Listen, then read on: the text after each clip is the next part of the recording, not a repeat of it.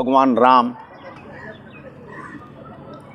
विश्वामित्र जी के तपोभूमि में आकर जो ज्ञान अर्जन किया था और उनके यज्ञ को संपन्न कराया था और वहाँ यज्ञ की रक्षा हेतु ताड़कासुबाहु का वध किया था और मारीच को बिना फर के बाण से कोसों दूर खींच दिया था।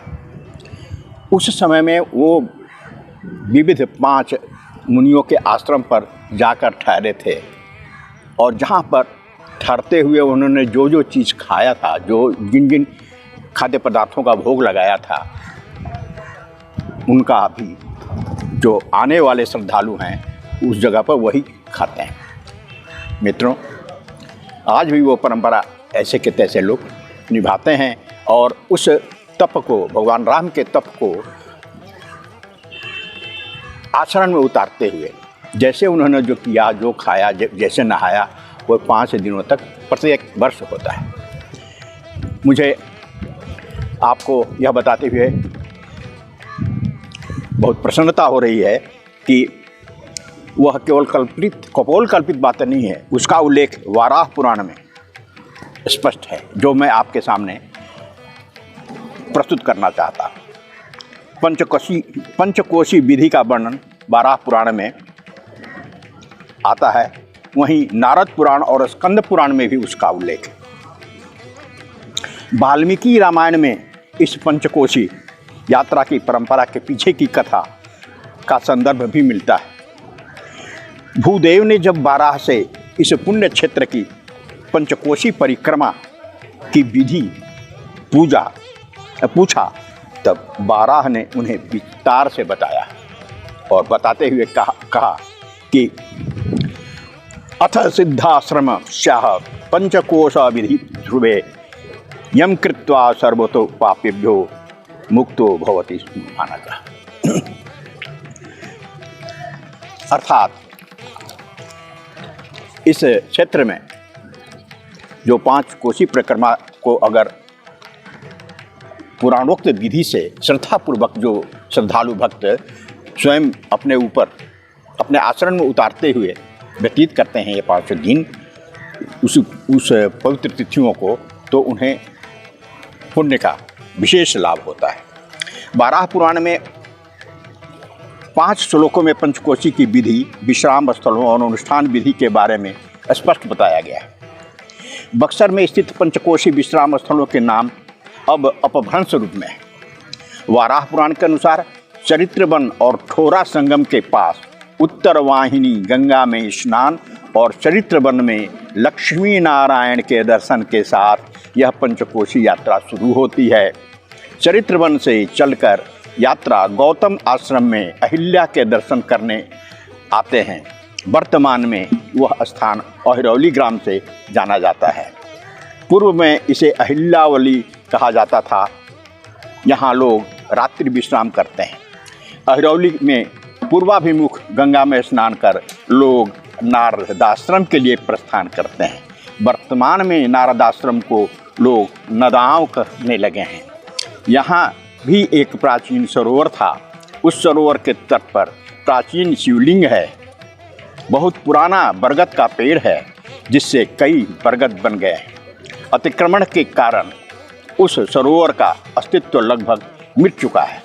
उस सरोवर के पास ही एक नए तालाब का निर्माण करा दिया गया है।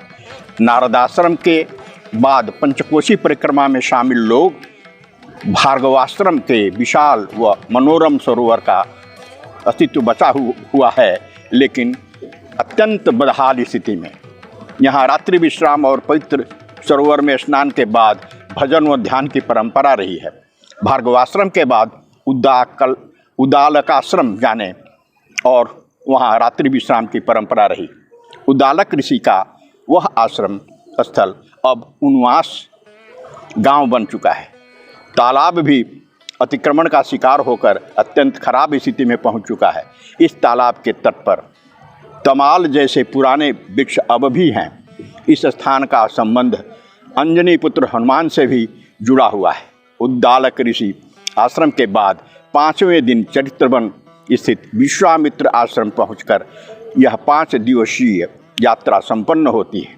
5वें दिन के विश्राम स्थल यानी चरित्र वन में बक्सर व आसपास के क्षेत्र के सभी घरों से लाखों की संख्या में लोग वहां एकत्रित होते हैं।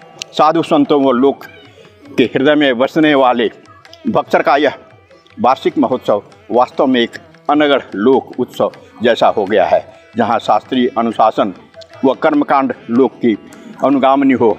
पूरे विश्व में धूम मचाने वाली बिहार का लोक पर्व छठ की तरह बक्सर पंचकोशी भी आज के समय में प्रासंगिक है। यह धार्मिक आयोजन शास्त्रीय से अधिक अब लौकिक हो गई है। अब अनुष्ठान महोत्सव में शामिल होने वाले लोग में अपनी रुचि और स्थानीय उपलब्धता के अनुसार 5 दिनों का अपना मेनू स्वयं तय कर लिया है। और पंचकोशी के प्रथम दिन गौतम आश्रम महरौली में पुआ पकवान, दूसरे दिन नारदाश्रम नदाओं में सत्तू मूली, भार्गव आश्रम में भभुअर में चूड़ा दही और गुड़, उद्दालक आश्रम यानी उनवास में खिचड़ी और अंतिम 5वें दिन चरित्र वन में लिट्टी चोखा का प्रसाद लोग खाते हैं। और वह लिट्टी चोखा आज विश्व स्तर पर प्रसिद्ध हो गया है। तो सचमुच यदि लोक मानस में जिस भी रूप में वह पंचकोशी परिक्रमा जीवित है, यदि उसका वो आचरण में उतार कर अब तक से जो जनमानस में सुरक्षित रख करके हमारे पुरखों ने रखा है, इसके लिए हम अपने पुरखों के प्रति भी लाख लाख शुक्र गुजार हों, धन्यवाद दें कि वह हमारे स्मृति पटल पर अब भी अंकित है। और उसके प्रमाण हमारे जब पौराणिक ग्रंथों में मिलता है तो हमारा मन और भी हर्षोल्लास में उछलने लगता है।